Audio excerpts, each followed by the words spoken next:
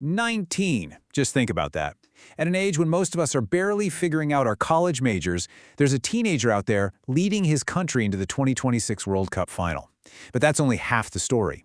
Off the pitch, he is simultaneously architecting a multi-million-dollar global intellectual property empire. It's a contradiction that honestly defies logic. A prodigy in boots and a mogul in the boardroom.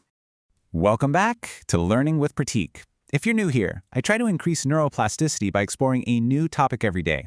I do all the reading and researching, so you don't have to. Today, we're diving into an explainer on the absolutely unprecedented phenomenon that is Lamine Yamal. We're going to be breaking down both his record-shattering dominance on the pitch and his remarkably sophisticated business acumen off of it. Chapter 1. A record-breaking rise and the Messi parallels. So, to truly understand Yamal, we really have to look at the almost poetic comparisons to Lionel Messi. For years, Barcelona has been desperately searching for the heir to Messi's throne, right? And Yamal fits the profile with eerie precision. He possesses the exact same devastating left foot, the same deployment on the right wing, and that highly lethal habit of drifting inside to just dictate the entire flow of the game. And this brilliantly sets up the cinematic symmetry we're about to witness in the 2026 World Cup final. Picture this. On one side, you have Lionel Messi, 39 years old, playing what he's already confirmed is his final World Cup match. On the other side, Lamine Yamal, just 19, playing in his very first. It's quite literally the closing of the greatest career the game has ever seen, standing directly against the opening of a career expected to define the next decade. Adding to this incredibly surreal narrative is the famous fact that Messi actually bathed Yamal as a baby for a charity calendar photo shoot. Honestly, the storyline is almost too perfect to be real.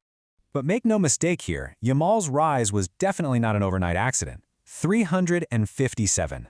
According to highly detailed youth statistics, Yamal scored a staggering 357 goals in just 249 youth matches for Barcelona. During one remarkably prolific year in the seven-a-side format, he averaged 2.4 goals per game. He has been systematically dismantling defenses since he was a child in La Masia. His ascent has completely shattered age records at every single stage of his development. At age 15, he became the youngest player to ever debut for Barcelona's first team. At 16 and 17, he conquered Europe, winning Euro 2024 with Spain while acting as the tournament's top assist provider. By 18, he had secured back-to-back Copa trophies as the world's best young player and finished as the Ballon d'Or runner-up. Now at 19, he is a 2026 World Cup finalist and a La Liga champion, having reached his 100th Barcelona appearance 3 full years younger than Messi did. Chapter 2. The Tactical Blueprint Beyond the Numbers. Okay, so we know the statistics, but what is the actual underlying footballing IQ that makes this record-breaking trajectory even possible? Well, Yamal operates primarily as an inverted right winger. By definition, this means he's deployed on the flank opposite to his stronger foot. In Yamal's case, he plays out on the right but relies heavily on his dominant left foot. This setup allows him to cut inside towards the center of the pitch, constantly manipulating defensive structures so he can either unleash a curling shot or thread a remarkably precise defense-splitting pass. It's a highly analytical, almost chess-like approach to the game. But his effectiveness goes way deeper than just his starting position on the field. It actually relies on 4 distinct pillars. First up is spatial awareness. He's constantly scanning the pitch to find or create tiny pockets of space. Second is quick combination play, utilizing rapid 1-2s to effortlessly escape tight areas. Third is the timing of his runs. He frequently arrives late into dangerous high-leverage zones. And finally, elite press resistance. So the really crucial point here is that Yamal isn't just reacting to the game, he is proactively manipulating his opponents. He uses subtle body feints and tempo changes to intentionally draw defenders out of position, creating massive overloads for his teammates. This profound maturity on the ball is probably best summarized by one simple tactical reality. Every touch has a purpose: to unbalance the defender, to shift the defense, or to create a shooting or passing angle. You see, his dribbling is not merely decorative. It isn't just for the highlight reel on social media. It is ruthlessly efficient. One-on-one situations essentially become one-on-zero situations for Yamal because his incredibly close ball control and rapid directional changes are always geared toward a lethal, calculated end product. Chapter 3. A Global IP Empire. Scaling Identity. Now this is exactly where Yamal's story completely transcends sports and enters the realm of elite, high-stakes business, because he's actively redefining the modern athlete through remarkable legal foresight and advanced sports marketing. Let's break down the financial realities for a moment. Yamal's estimated net worth currently sits around $15 million.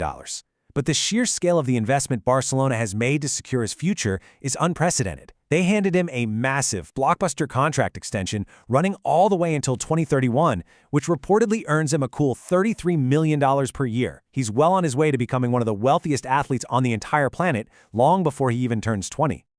Yet, even amidst all these staggering corporate numbers, his commercial identity remains deeply, deliberately personal. Take the number 304, for example. This isn't just some random brand designation cooked up in a boardroom. 304 is actually the postal code of Rocafonda, the neighborhood in Mataró where he grew up. By anchoring his multi-million-dollar enterprise right in his humble hometown roots, he maintains a vital layer of authenticity that resonates incredibly powerfully with modern audiences. And this brilliantly illustrates his broader brand strategy. The LY304 identity isn't just your standard athletic sponsorship. It's a fully co-created asset. Adidas recently unveiled limited edition pink F50 boots featuring his intertwined LY and 304 logo. Alongside this, he signed a reported 10-year mega contract with the brand. This vibrant pink boot and custom logo serve as a massive signal. It's a highly calculated, long-term commercial strategy designed to permanently cement him as a global lifestyle icon. Just consider the sheer scale of the legal foresight here. Yamal's management company currently holds over 50 global trademarks, both pending and registered. Let that sink in for a second. A teenager's personal brand is protected by 50 different trademarks around the world. This proves that for the modern athlete, intellectual property is no longer just back-office legal housekeeping. It is the absolute, unshakable foundation of brand scalability. What we're looking at here is the exact blueprint for modern Gen Z athletes. Step 1, you position the player as an elite performer on the pitch. Step 2, you market them as a lifestyle icon, reaching massive global audiences who may never even sit down to watch a 90-minute match. Step 3, you fiercely protect that identity via extensive trademarks. And Step 4, you expand via cross-sector licensing into fashion, gaming, and entertainment. Athletes like Yamal, Jude Bellingham, and Kylian Mbappé are completely transcending traditional sports marketing. They're becoming highly monetizable cultural pillars. Which leaves us with a truly fascinating consideration as we watch him step onto the pitch for the 2026 World Cup final. Will the Gen Z model of the athlete as IP entirely replace traditional sports marketing? Let me know your thoughts in the comments below, especially if you have something particular in mind. Thanks for watching. Tomorrow we open a different page. Until then, Pratik, out.